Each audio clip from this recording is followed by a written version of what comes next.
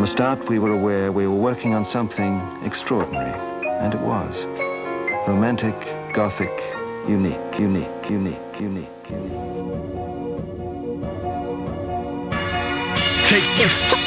out you suckers and you don't know how we did it.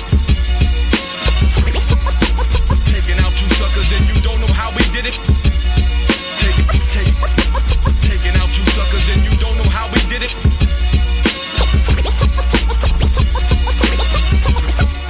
Taking out you suckers and you don't know how we did it.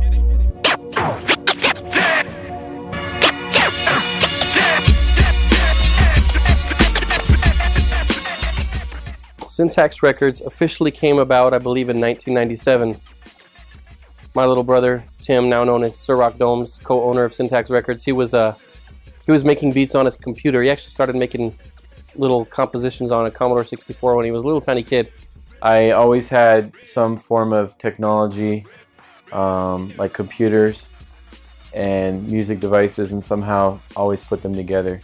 Me just hanging out with Byron, we would hang out at Tim and he would be making music and beats, and I started messing around with the piano and the keyboard and getting into music, and I'd come over and throw a couple little tunes on the keyboard, and he would record it and then put a beat to it, and Byron would play the bass, and we'd start making beats out of that. Steve would start rapping to them, and kind of expanded from there. And then we started the group and started the touring. It's on! The way we make your head nod so hot! Hot! The way we rock the spot! Think that's all it is, soon you'll find that it's not. For those who don't know and the ones who forgot. Don't forget the knee thing, the knee thing. We started a band in, I think, 96, and the MPC became a part of it. We started making music. We started getting booked for really big shows without ever having anything out. Getting booked, huge festivals, 30,000 people, things like that, just based on internet hype.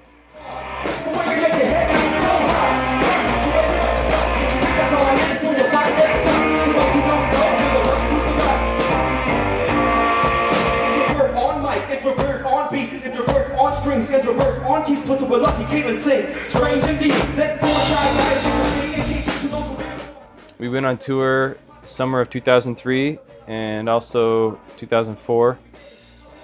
Tour was great.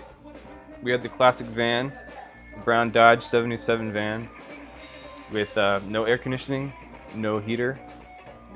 We drove across the country, and our air conditioning was actually just rolling down the windows. So no AC, lots of heat.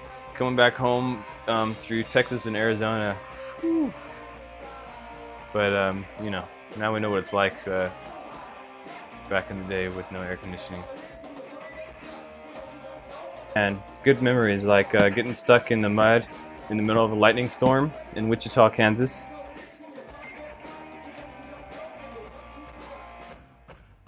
I think what was really neat about the touring is meeting all the different people. What we often did was, instead of renting a hotel, we would stay at like a host home, or people that we knew that booked us or whatever, or had friends. We would stay at their houses.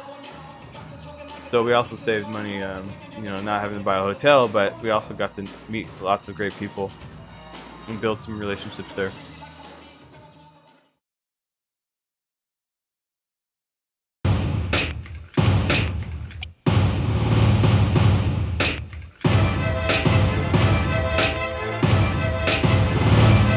Rising up from the darkest parts of this dimension, watch us elevate to infinity.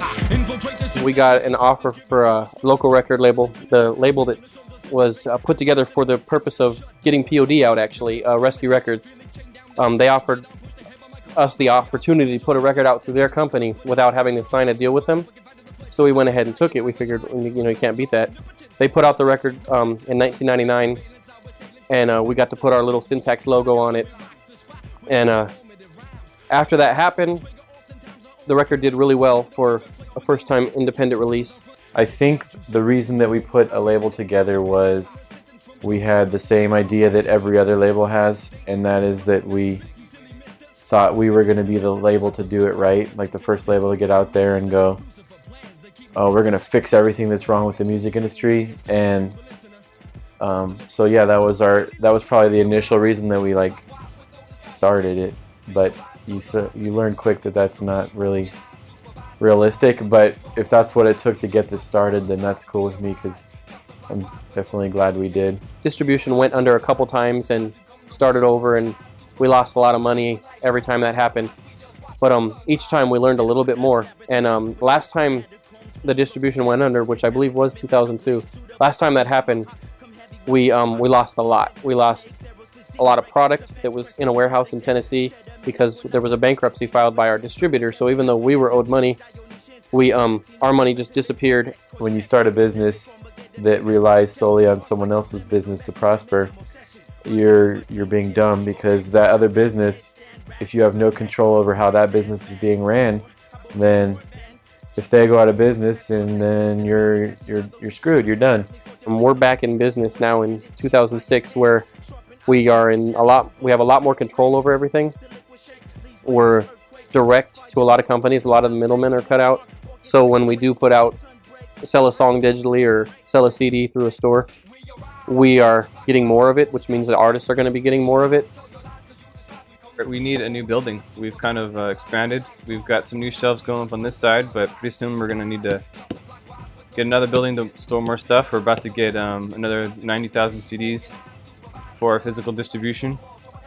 In 10 years, if this was paying our bills and we were able to just completely focus on it without having to rely on other sources of income, or the other income took off so well that we could do this without worrying about it, that would be fantastic. It really does look like it's not going to be a problem, because the growth in the last 3 years has been ridiculous, especially in the last year. It's been insane. I mean, we went from the store supporting everything to the store just being a small portion of the cash flow for the company. So then when it comes to thinking about what we're doing in 10 years, I think hopefully we'll have more employees, a bigger building, and just continue to get that music out there worldwide. I think it'll be a lot easier 10 years from now, because the CD is basically on its way out. Some people say 5 years, I say 2 years. And those kinds of things are good, though, because as a small little company here in San Diego, we've been able to sign directly with Apple Computers for iTunes and some of the other digital carriers out there. And by eliminating that middleman, it's been awesome, because Apple Computers isn't going anywhere. So we get our direct deposit every month on time, always. That's a whole new deal for us. Our goal is to pay people on time so that they're happy. And that's our concept. Pay people on time and have good records so that your business will grow. And again, more stuff that sounds like common sense, but apparently it's not.